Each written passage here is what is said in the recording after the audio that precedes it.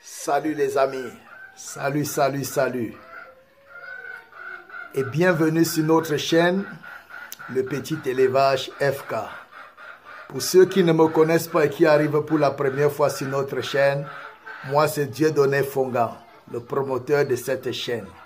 Ok, abonnez-vous s'il vous plaît, s'il vous plaît. Ne partez pas sans vous abonner. Les statistiques de YouTube me disent que beaucoup suivent ma chaîne mais ne s'abonnent pas. Pourquoi les amis? Est-ce que je vous fais du mal? Est-ce que je vous fais de la peine? Abonnez-vous et likez. Appuyez seulement 2 fois. Vous appuyez sur abonnement pour ne pas rater mes publications. Parce qu'il faut que tout le temps que je fais des vidéos, vous soyez notifiés. Inscrivez-vous dans cette école. Voilà. Inscrivez-vous. Donc, appuyez sur le bouton s'abonner et appuyez sur le bouton liker. Et quand vous allez écouter cette vidéo jusqu'à la fin, vous allez appuyer sur la petite flèche partager. Et vous allez partager à vos contacts. C'est le service que vous allez me rendre. C'est tout ce que je vous demande. Partagez à vos contacts. Partagez à tous ceux que vous connaissez qui ne font rien. Partagez à tous ceux qui vous appellent tous les jours pour dire aidez-moi. Aidez-moi. Donne-moi 1000 francs là-bas. Tu peux me donner 5000. Tu peux me donner 10 000. Partagez-les la vidéo là, s'il vous plaît. Partagez à ceux qui sont à côté de vous et qui disent je veux faire quelque chose, je ne sais pas ce que je veux faire. Partagez à ceux qui sont à côté de vous qui disent j'ai du travail, mais mon travail ne me permet pas de joindre les 2 bouts. Partagez à tous ceux-là. Gardez ces vidéos dans votre téléphone. Tant que vous allez trouver quelqu'un qui va vous dire je suis en difficulté, ne lui dites pas je ne peux rien faire. À partir de maintenant, vous pouvez faire quelque chose. Sortez votre téléphone, partagez-lui mes vidéos. Partagez-lui mes vidéos. Parce que dans chaque vidéo, je termine toujours en disant lancez-vous. Lancez-vous. Donc chaque temps que tu vas entendre ma vidéo, tu vas te lancer. Et si tu même t'aides même de la lancer, tu vas encore vouloir te relancer. Lancez-vous les amis. Ok, ici on parle de cuniculture. Et nous donnons aussi cuniculture pour ceux qui ne savent pas, c'est l'élevage de lapins. Et pour ceux qui ne savent pas, nous parlons aussi des porcs, nous parlons des cailles, nous parlons de la volaille en général, des canards. Oui, et nous ne parlons pas du reste. Voilà, les chiens, je ne m'y connais pas. Je ne m'y connais pas. Je suis dans le domaine de la cuniculture. Là, c'est le battement de mon cœur. C'est le battement de mon cœur. Je suis dans les poulets, je suis dans les porcs, je suis dans les canards. Le reste, je ne m'y connais pas. Je ne me suis pas engagé là-bas. Je ne suis pas papa fait tout. J'ai sélectionné mon couloir. Je suis concentré là-bas. Ne m'appelez pas sur le reste. Si c'est les porcs, les lapins, les canards, les poulets, voilà, appelez-moi. Appelez-moi. Les autres, ne m'appelez pas. Ne m'appelez pas. Oh, ne m'appelez pas. Ok. Je ne sais pas combien de temps va prendre la vidéo de ce soir. Mais s'il vous plaît, soyez patient. Écoutez cette histoire. C'est une histoire que je vais vous raconter. Parce que je viens comme ça de répondre à un internaute. Il m'a posé la question de savoir sur YouTube. Il me demande de l'expliquer vraiment comment j'ai commencé l'élevage des lapins. Il veut juste savoir comment ça a commencé avec moi. D'où est-ce que c'est parti? Qu'est-ce qui m'a donné l'idée de me lancer dans l'élevage des lapins? Et en plus de ça, il voulait savoir j'ai commencé avec combien et à cette époque, j'avais acheté les lapins à combien? C'est ce qu'il m'a demandé. Et quand j'étais en train de lui répondre, vraiment, ça m'a touché le cœur.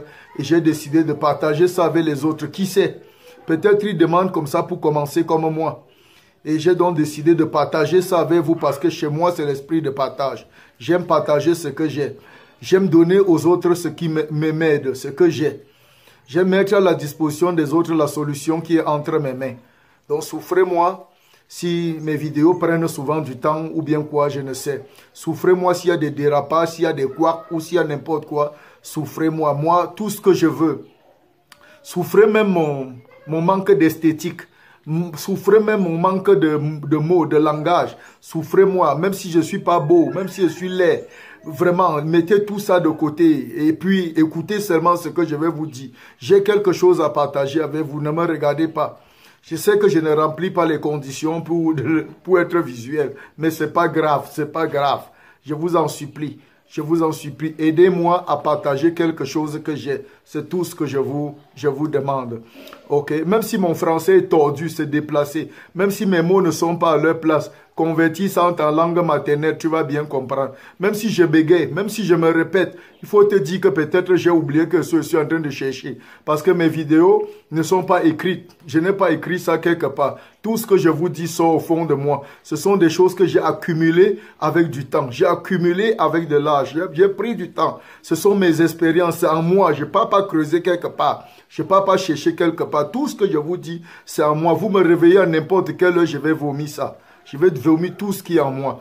Ok, j'ai pas de bord, j'ai pas de papier, j'ai pas de livre, j'ai rien que je suis en train de regarder tout ça. Donc, souffrez que par moment, peut-être je peux aller en brousse et je reviens. Souffrez que je me répète. Je me répète tout simplement parce que quand je dis quelque chose, je me rends compte que j'ai... Et puis je reviens. Et aussi, on nous a toujours enseigné que la répétition est la mère de l'enseignement. Et moi, je répète souvent parce que j'ai l'habitude d'enseigner les gens qui sont en face. Et sachant qu'ils prennent des notes, ils peuvent oublier certaines choses. Je répète pour que ça entre. Je répète pour que non seulement ça entre dans la conscience, dans le cœur, mais qu'ils aient le temps d'écrire tout. C'est pourquoi je répète. Donc, je ne répète pas parce que je veux pour le simple vilain plaisir de répéter. Mais oh là, FK. Mais je répète tout simplement parce que je pense que devant moi, il y a des personnes qui sont en train de prendre note. Il y a certains qui écoutent mes vidéos une fois, ils ont tout retenu. D'autres écoutent mes vidéos une fois, ils téléchargent. D'autres écoutent les vidéos une fois en prenant des notes. Et je répète comme ça les endroits essentiels pour ceux-là. Comme maintenant, je ne fais que me répéter en disant je répète, comme je suis en train de le faire là. Ok. Donc, comme je vous disais, donc, cet internaute m'a posé donc la question de savoir comment j'ai commencé. Il m'a dit, papa FK, dis-moi, tu as commencé comment? Qu'est-ce qui t'a motivé à commencer l'élevage de lapins? Tu as commencé avec combien de lapins? Et les lapins coûtaient à ton époque combien? Voilà la question qu'il m'a posée. Je l'ai répondu, ça a touché mon cœur. Alors écoutez-moi bien, suivez mon histoire. Je ne vais pas tout raconter, mais je vais rester dans le cadre de ces 3 questions. Bien, c'est parti. Suivez. À cette époque-ci, quand je commençais l'élevage de lapins, je vivais dans une maison où j'étais pratiquement en train de recommencer ma vie, comme on dit, je recommençais ma vie, parce que j'avais fait une chute vertigineuse vers le bas, j'y viens, supporter ça. Et puis, je devais recommencer ma vie tout à zéro. Je me suis retrouvé quelque part où je devais travailler à un monsieur contre ma volonté, contre mon gré, parce qu'il fallait survivre. Alors, à cette période-là, il me payait 15 000 francs de salaire. 15 000 francs de salaire. En tant que chrétien de mon époque, à l'état-là, il y avait une partie que moi, aimant le Seigneur, aimant vraiment le Seigneur et comptant sur le Seigneur pour le reste de ma vie, je devais déposer dans le tronc à l'église pour le Seigneur. Je sais que ça va faire bizarre à certaines personnes, mais on n'est pas là pour parler de ça. Ok. Et puis, je le faisais fidèlement et je me battais pour survivre avec ce qui restait avec moi-même. Et je faisais le sacrifice, je souffrais, je peinais. Je ne me suis jamais plaint pour dire à mon boss que mon argent était petit. D'ailleurs, quand je me renseignais partout, on disait que c'est comme ça qu'on payait ceux qui travaillaient à l'époque là dans notre domaine. Même comme ma part était plus petit parce qu'on savait que j'étais quelqu'un qui ne me plaignait pas. Je ne réclamais rien, j'étais tranquille. Et puis c'est comme ça, on me logeait dans une maison, dans une chambre, j'étais logé là-bas, je n'étais pas nourri. Ce qui fait que quand on me donnait les 15 000 francs, on savait que c'était ma ration le mois. Sauf que quelques temps après avoir passé ce temps avec le monsieur là, j'ai pris de l'âge. Et il fallait que je me marie. Quand je me suis marié, c'est là où j'ai compris que la vie ne donnait pas le lait. Quand je me suis marié, j'ai compris que quand tu es marié, tu dois être responsable. Et quand je me suis marié, mes 15 000 francs ne suffisaient plus. Mais le monsieur avait décidé d'augmenter mon salaire, mais avec la bouche. Il a augmenté mon salaire avec la bouche. Et quand mon épouse était enceinte, quelques temps après, quand elle était à terme, il m'a fait des promesses avec la bouche. Et peu de temps après, mon épouse est partie jusqu'à accoucher. Il n'avait pas augmenté mon salaire. J'étais toujours à 15 000 francs. J'ai commencé à dire, comme on dit aujourd'hui, la voix, à lire. J'ai commencé à lire. C'est pendant que j'étais en train de lire que j'ai prié le Seigneur. J'ai dit, Seigneur, pourquoi tu vas me faire ça? J'ai pris l'enfant de quelqu'un pour qu'elle vienne mourir à moi. Je vais la tuer. Avec 15 000 francs de salaire, qu'est-ce que je vais faire? Oui, on paye la maison. Mais avec 15 000 francs de salaire, je n'ai même pas 15 000 en main. Tu sais que je te sers. Tu sais que je suis intègre et marche avec toi. Alors, un jour, un petit est resté à l'église pendant qu'on était à l'église, j'ai trouvé un enfant qui était persécuté par sa famille et on l'a rejeté. Parce qu'on disait que cet enfant, s'il devait faire un choix, où il devait être chrétien, soit il est chrétien, soit il abandonne d'être chrétien et on paye sa pension scolaire, soit il est chrétien et il ne vit même plus à la maison, on le chasse. Et il a décidé de continuer d'être chrétien. Il a dit c'est une vie, c'est une foi. Il a fait son choix. Et on l'a banni de la maison, on l'a chassé de la maison. Et ses parents sont venus à l'église et dit qu'on ne veut plus de lui à la maison, que l'église a enlevé l'enfant. Le pasteur est parti là-bas avec la mère supplier les parents jusqu'à dire même à la mère que bon, d'accord, on a refusé que lui, il ne vient plus à l'église. On l'a laissé là-bas, on est parti. Mais l'enfant a toujours dit, il a décidé de suivre le Seigneur et il est venu à l'église. Les parents sont venus dire au pasteur que nous, on sait que tu n'y es pour rien. Comme tu es venu avec notre enfant, lui-même, il est parti. S'il ne vient pas chez toi, il va aller ailleurs. Donc, on a décidé de le mettre dehors. C'est une affaire de famille, il n'intervient plus. Alors là, l'enfant, on l'avait abandonné dehors. Il avait à cette époque-là 12 ans. Moi, dans l'église, quand j'ai vu ça, ça m'a déchiré le cœur. Il n'avait pas là où habiter. Je suis allé voir les parents moi-même. J'ai dit aux parents que bon, puisque l'enfant a dit comme ça, moi-même, je suis chrétien. J'ai décidé de vivre avec lui si vous le voulez. On a dit, va même le faire free si tu veux. Nous, on n'a plus d'enfants. Si tu veux, va même le faire free. On connaît même là où tu habites, mais ça ne nous sert à rien. Va même le faire cuire. Vous avez lavé son cerveau. J'ai dit, désolé, je m'excuse. Et je suis parti avec ce garçon de 12 ans. J'ai commencé à vivre avec lui. Nous étions 3 à la maison avec un salaire de 15 000. Alors, je me suis battu. J'ai sacrifié les 15 000. Utilisé mes relations pour vivre avec ce petit enfant et mon épouse. Et quelques temps après, il fallait qu'on continue à payer sa pension. Je l'ai inscrit au cours du soir. Il a commencé le cours du soir en classe de 4e, il avait 12 ans. En classe de 4e, il a commencé le cours du soir. J'ai payé et dans la journée, j'ai trouvé un petit job au marché qu'il faisait. Il aidait un commerçant à vendre dans la boutique. C'est là-bas qu'il sortait son salaire. Et quand il arrivait à la maison, il touchait plus que moi à l'époque-là parce qu'à cette époque-là, on lui payait 40 000 francs. Et moi, son père à la maison, je touchais 15 000. Mais j'ai dit, c'est le Seigneur qui sait comment il fait ces choses. Parce qu'à cette époque-là, quand il prenait l'argent, il pouvait payer le gaz à la maison. Il s'assurait qu'il paye le gaz à la maison et moi, ça me déchargeait énormément. Et puis le reste, ce que je lui demandais, c'est de payer sa pension au cours du soir. Il m'avait allégé la charge. Maintenant, il payait le gaz à la maison, il payait sa pension au cours du soir. Et après, il a passé pour aller en 3e. En 3e, il a fait son BPC. Il a passé. Je l'ai toujours inscrit au cours du soir et dans la journée, il travaillait. Après la 3e, quand il a eu son BPC, il a passé pour aller en seconde. Quand il est arrivé en seconde, même chose. Le travail du marché, ça ne donnait plus. Je l'ai donc envoyé dans une ferme chez un monsieur où il travaillait. Là-bas, on a augmenté son salaire. On le payait maintenant 50 000 francs. 50 000 francs le mois. C'est en ce moment-là maintenant que le petit a décidé non seulement de payer le gaz, mais à chaque rentrée, il payait, puisque j'avais déjà un enfant à l'époque-là, il payait toute la tenue et les cahiers de mon fils qui avait commencé la 6e. Voilà, et moi, ça me plaisait. Et quand il rentrait par moment comme ça à la maison, il rentrait même avec 5 litres d'huile. Ça me plaisait. J'ai passé mon temps à bénir le Seigneur et à bénir cet enfant. Il était pour moi, c'était mon premier fils. C'était mon premier fils. Jusqu'à aujourd'hui, je suis fier de lui. Ok, ça c'est mon histoire. Je vous parle de mon histoire. Je vous amène là où ça a commencé avec l'élevage des lapins. Alors un temps, le petit est resté. Il m'a dit, papa, je vois qu'on souffre beaucoup dans cette maison. Et en dehors de ce que tu fais, tu n'as pas le temps de faire une autre chose. À cette époque-là, j'avais quitté le travail où on me payait 15 000. Je suis allé trouver un autre travail où on devait me payer 40 000. Je crois que c'était contre la volonté de Dieu. On devait me payer 40 000, 45 000, oui, parce qu'il m'a promis 40 000, il m'a donné un mois. Le mois qui suivait, il m'a dit 45 000. Mais dès qu'il m'a dit 45 000, le mois qui suivait, ce monsieur est tombé gravement malade. Et il est parti se coucher à Yaoundé au CHU. Et moi, je suis resté gérer la structure sans rien toucher, payer les employés. Il m'a dit quand il devait rentrer, il devait voir mon salaire. Ce monsieur était rentré dans une caisse, il était mort. Et ses enfants ont signé le bon pour mon salaire, près de 3 millions qui ne m'ont jamais payé jusqu'à aujourd'hui. Et pendant tout ce temps, la personne qui prenait charge de ma maison, c'est mon premier fils. C'est lui qui s'occupait de ma maison. C'est lui qui s'occupait de ma maison. Et les hommes de bonne volonté que Dieu mettait sur ma route, moi je viens de loin. Je viens de loin. Alors ce garçon a travaillé en classe de seconde, il a passé maintenant pour se retrouver en classe de première. En classe de première maintenant, au cours du soir, ça n'allait pas, il n'a pas eu le probatoire. Je l'ai ramené maintenant au cours du jour. Au cours du jour, maintenant, il a travaillé. Quand il travaillait au cours du jour, pendant qu'il travaillait, c'est là où, je ne sais pas là où l'idée lui est venue, il a commencé à dire qu'il va élever les lapins. Je n'avais jamais vu les lapins, les amis.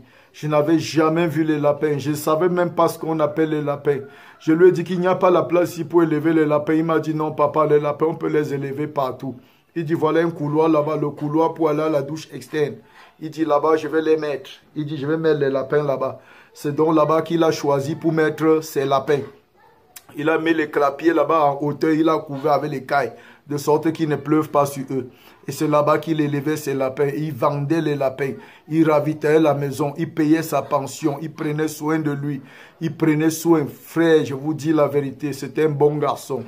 Jusqu'à ce qu'un jour, il a décidé donc de quitter la maison pour aller voler de ses propres ailes. Je l'ai béni et je lui ai dit de s'en aller. Je l'ai porté ses choses, je l'ai accompagné dans sa nouvelle maison où il louait parce que l'enfant doit grandir, il va devenir un homme. Et quand il est sorti de chez moi, il est parti. Toute la famille est revenue. Et on a commencé à l'appeler Blanco. On disait qu'il a percé. Ce monsieur, ce petit garçon était devenu un homme dans la société. Et on l'a nommé dans sa famille qu'il avait rejeté. On l'a nommé maintenant chef de famille. Il était chef de famille, successeur de son défunt père.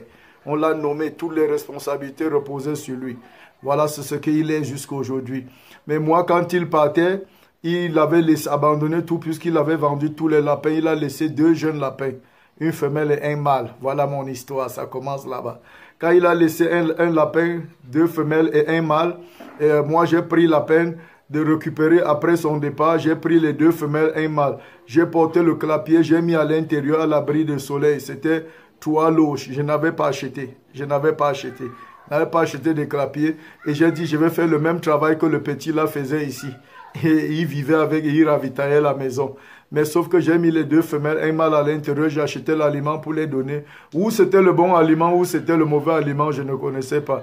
Moi, je ne savais même pas comment on faisait. Quand le petit était à côté de moi, il travaillait, je ne m'étais jamais intéressé. Je n'avais même jamais regardé le lapin. Jamais de la vie. Je n'avais pas su que c'est quelque chose que Dieu introduisait dans ma vie. Je n'avais jamais, s'il te plaît, si quelqu'un fait quelque chose à côté de toi, ne manque pas de t'imprégner. Dis-toi toujours pourquoi c'est venu jusqu'à moi. Si tu es un mécanicien qui ouvre une mécanique à côté de ta maison, par moment, quand tu as le temps, va t'asseoir là-bas, voir comment il fait. Tu apprendras à débloquer même un boulon. Tu apprendras même à changer l'ampoule d'un phare. Tu apprendras quelque chose qui va t'aider demain. Je ne m'étais jamais occupé, mais quand il est parti, j'ai voulu continuer. Mais je n'ai jamais vu comment on fait, j'étais bloqué.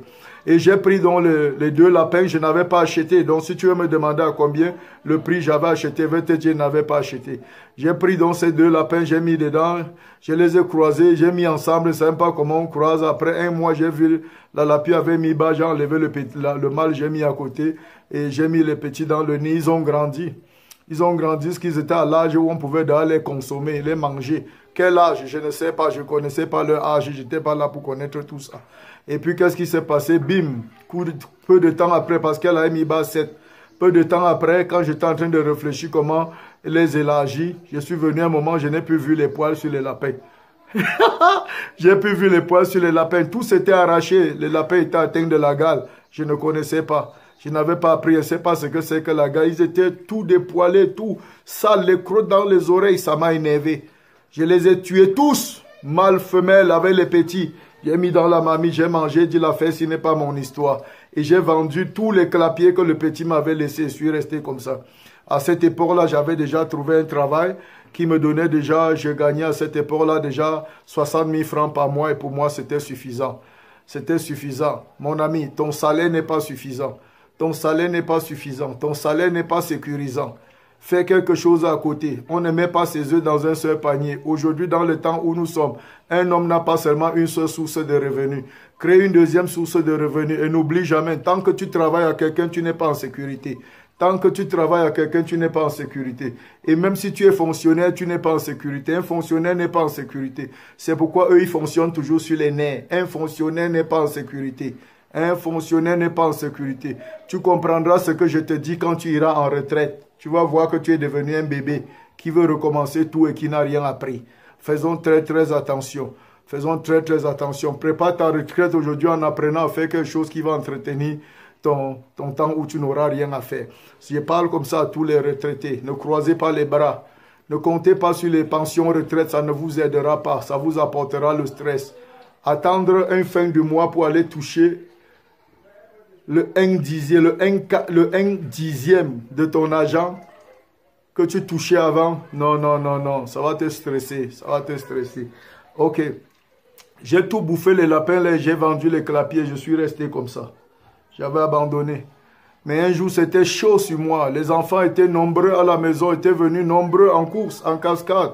Il fallait les inscrire dans les bonnes écoles. Il fallait subvenir à leurs besoins. Il fallait inviter que les enfants aient les souffrances que moi j'ai eues, les douleurs au cœur que moi j'ai eues. Il fallait les épargner de tout ça. Il fallait le minimum. Il fallait un complément de revenus. Alors, qu'est-ce qu'il fallait faire? J'ai pensé à tout, sauf à rien. Et puis, j'ai pensé encore au lapin là. Mais cette fois-ci, je suis allé appeler le petit qui faisait ça à mon fils là. Je lui ai dit, je veux faire les lapins. Lui, il était encore dedans, il faisait les lapins, il vivait de ça. Il vivait de ça. Je lui ai dit, je veux refaire les lapins. Il m'a dit, papa, il n'y a pas de problème. Et puis, j'ai loué une salle, une petite boutique. J'ai acheté les clapiers, j'ai mis à l'intérieur et je l'ai appelé. Quand il est venu, il m'a dit, tu veux combien? Parce que maintenant, je vais te vendre. J'ai dit, je sais, je vais acheter. Je ne demande pas pour commencer. Il m'a vendu 5 lapins. J'ai dit, je veux 5 lapins, 4 femelles, 1 mâle, à condition que tu me suives. Il a dit, il n'y a pas de problème. Il m'a donné 4 femelles, 1 mâle. Et à l'époque, il m'a donné 4 femelles, 1 mâle à 50 000 francs. Il m'avait donné à 10 000, mon fils. Il m'avait donné à 10 000. C'était les reproducteurs. Je vous ai tout dit que les reproducteurs sont différents des lapins de chair. Quand c'est les lapins de chair, on les pèse même par kilo pour vendre. On les engraisse, on vend même souvent par kilo. Mais les lapins de reproducteurs, les lapins de reproduction, les reproducteurs, mon frère, les prix c'est différent. Les prix c'est différent. Vous pouvez trouver les lapins de chair, on vous donne le prix de ça, vous regardez leur poids, ils ne pèsent même pas. Ils n'ont même pas de poids, vous entendez seulement le prix, vous pouvez fuir. Faites attention, les lapins de reproduction sont différents des lapins de chair. Ça, c'est ce que je tenais à vous dire, surtout quand vous tombez entre les mains d'un spécialiste, de quelqu'un qui s'y connaît. Parce que quand vous êtes dans les mains d'un débrouillard, il prend n'importe quoi, il vous donne, vous partez essayer, ça sort ce que ça sort. Mais les spécialistes prennent le temps de faire le choix parce qu'il y a l'alimentation des chairs et il y a l'alimentation des reproducteurs. Quand on achète souvent même les reproducteurs, le poids n'est pas trop important, c'est souvent l'âge qui est important. Mais chez les lapins de chair de consommation, on s'en fout de l'âge, on veut le poids. On veut le poids, parce qu'on veut la chair. Ok, il m'a donc donné pour ta réponse, donc pour la réponse à la première question, il m'a donné, j'ai commencé avec 5 lapins, 4 femelles, 1 mâle. Et parce qu'il était là pour me suivre, c'était la condition. Ok, et j'ai acheté pour répondre à la deuxième question, à 10 000 par lapin, je lui ai remis 50 000 francs. Et j'ai acheté l'aliment, il m'a montré là où il tournait son aliment, il n'avait pas de problème, je suis allé là-bas avec son nom. On me donnait le même aliment qu'on lui donnait, c'est comme ça que j'ai commencé. Sauf qu'après la mise bas, les mises bas, j'ai eu les problèmes. J'ai eu des sérieux problèmes de mortalité. Les petits sont nés, il y avait les diarrhées, les mortalités en désordre, les diarrhées, les mortalités en désordre. Toute personne que j'ai rencontrée, on me disait c'est normal. Je rencontre le vétérinaire, il me dit c'est normal, mais on va les soigner pour éviter les plus que ce soit plus. Il a fait des injections, il a donné les produits à boire dans l'eau. C'est comme si au fur et à mesure qu'on donnait, ça s'empirait seulement. Les mortalités, j'ai tout perdu les lapéros. Après la prochaine mise bas, les diarrhées, les mortalités, j'ai tout perdu. J'ai demandé au petit comment il fait. Il m'a dit que je n'ai pas la chance. Que lui, pour lui meurt, il peut avoir 10 lapéros, ça meurt, 5, ça reste 5. Et il se défend avec, j'ai dit c'est pas normal. C'est pas normal. Et à partir de là, j'ai abandonné et le petit, j'ai abandonné et le vétérinaire. J'ai commencé à entrer en brousse parce que j'étais déterminé. J'ai commencé à dire, je vais étudier les animaux, je vais voir ce qu'ils mangent en brousse, comment ils vivent en brousse sans personne et ils s'en sortent. C'est comme ça que j'ai commencé à observer la vie des animaux, commencé à faire les recherches sur les animaux naturels, commencé à apprendre. J'ai commencé à faire des formations, à faire des séminaires, tout ce que je trouvais qu'on disait formation, séminaire, je partais m'inscrire, je faisais. Je faisais, je payais, je faisais partout où ça se trouvait, je faisais tout ce qui avait formation sur les lapins. J'étais là, j'écoutais, j'apprenais, j'étudiais les animaux, je lisais ma Bible parce que dans la Bible, il y a beaucoup de choses, il y a beaucoup de choses. Il n'y a pas que le péché. Dieu a tout mis entre les mains des hommes et les hommes n'y voient rien, ils n'y voient que du feu. C'est dans la Bible que j'ai découvert même l'ail, j'ai découvert le cumin, j'ai découvert la nette, la menthe, le cumin, l'ail, les cailles, j'ai découvert l'ours, j'ai découvert beaucoup de choses, j'ai découvert beaucoup de plantes aromatiques, j'ai découvert qui soignent, qui entretiennent même l'homme et les animaux, j'ai découvert beaucoup de choses, j'ai vu comment Noé a élevé dans l'arche et puis il est sorti étant puissamment et bougrement riche, j'ai vu comment Dieu l'avait montré, comment il devait construire cette merveilleuse ferme, il avait entouré. Il avait entouré. Et puis, ça m'a donné beaucoup d'inspiration avec ce que je vois autour de moi. Quand je suis resté, j'ai fait la synthèse. Et j'ai opté pour les plantes naturelles. Et quand je commençais avec les plantes naturelles, en tâtonnant, en assimilant, en tâtonnant, j'ai trouvé le résultat. Donc, tout ce que vous voyez, j'ai fait aujourd'hui, c'est le produit de plusieurs échecs, plusieurs tâtonnements, et j'ai trouvé la quintessence. Et quand j'ai appliqué tout ça, je vous assure les amis, depuis ce temps-là jusqu'à aujourd'hui, je ne connais plus ce qu'on appelle mortalité de l'apéro. Je ne connais plus. C'est seulement que dans une population, il faut toujours les morts. Mais je ne connais plus ce qu'on appelle mortalité de l'apéro. Les diarrhées bizarres qui tuent l'apéro, tout ça, il ne connaît pas. Je ne connais pas, j'ai fait la formation, les formations, les séminaires, j'ai rencontré les éleveurs de lapins, je suis allé ici, j'ai lu les livres. À cette époque-là, sur Internet, il n'y avait même rien.